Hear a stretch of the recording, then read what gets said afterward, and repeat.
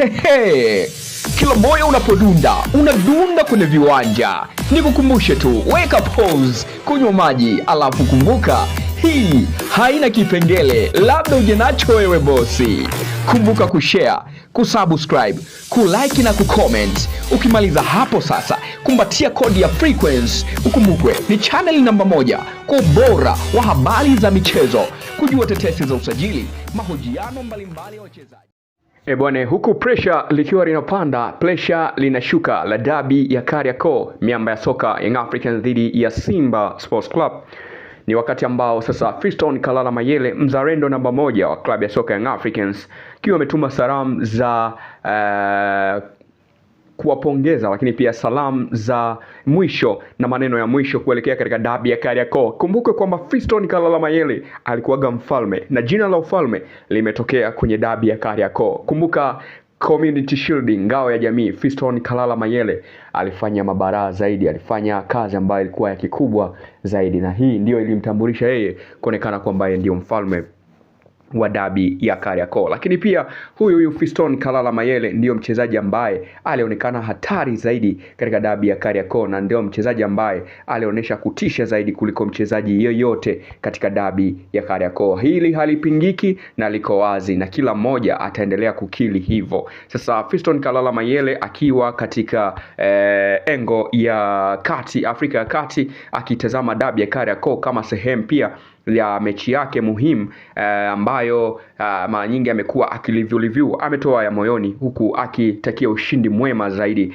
Young Africans, club yake ya zamani ambayo imempa jina na kumfanya kutoka kuwa mtu wa Afrika Mashariki na kwenda mpaka viunga vya Waarabu huko Piramidi. Moja kwa moja ni kuhusiana na kikosi cha Young Africans na ubora ambao nao. Anasema kuhusiana na dabi, yes, yapo mambo mengi ya kujifunza haraka na kuyaadapti haraka, hasa kwa wachezaji wa kigeni ambao watacheza hapa, akiwa anatuma ujumbe kwa Adelson Aurelio Laulindo Depu pamoja na Alan Okello. Hawa ndio walengwa wakuu wa salamu za Fiston Kalala Mayele. Wakumbuke kwamba kama wanataka kuwa mastaa, basi wafunge dabi. Kama wanataka kutajwa zaidi Afrika, washinde mechi za dabi. Ndicho ambacho anakizungumza bwana Fiston Kalala Mayele. Anasema wakati anatambulishwa kwa wananchi, mechi yake ya kwanza ilikuwa ni dabi ya Kariakoo ambayo ilikuwa ni ngao ya jamii pale katika uwanja wa Benjamin Mkapa.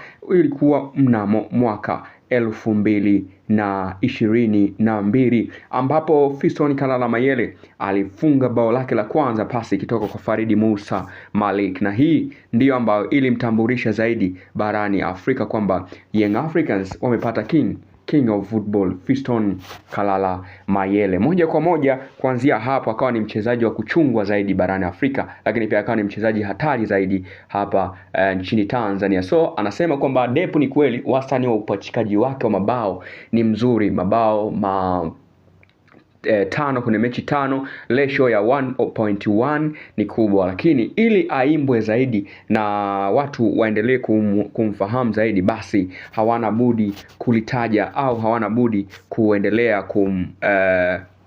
kumuimba, lakini pia hana budi kuendelea kupachika mabao, hasa katika mechi muhimu zaidi ambayo ni dabi ya Kariakoo. Hii ni mechi ambayo inakupa fursa wewe kuweza kuichungulia milango na kuziona fursa za kufanya mambo mengine makubwa zaidi ya ambayo anafikiria kufanya. Kwa hiyo ni jambo ambalo anapaswa kuliangalia na kuliona ni la muhimu kwake au la umuhimu kwake, kwa maana ya afunge ili aendelee kuimbwa zaidi na kutajwa zaidi kama miongoni mwa wachezaji hatari au wachezaji hatarishi zaidi katika ligi ya NBC. Kwa hiyo Depu pamoja na Alan Okello, mtihani walionao ni kwamba wanapaswa kuhakikisha kwamba wao wanatengeneza majina yao, yani majina yao wanatengeneza kwamba ili waendelee kuimbwa na waonekane wachezaji hatari. Of course ukifunga dabi ya Kariakoo kuna namna fulani hata status inaongezeka, hata confidence pia inaongezeka. So Fiston Kalala Mayele anamwambia kwamba I wish you all the best, lakini pia mjiangalie sana, dabi ndio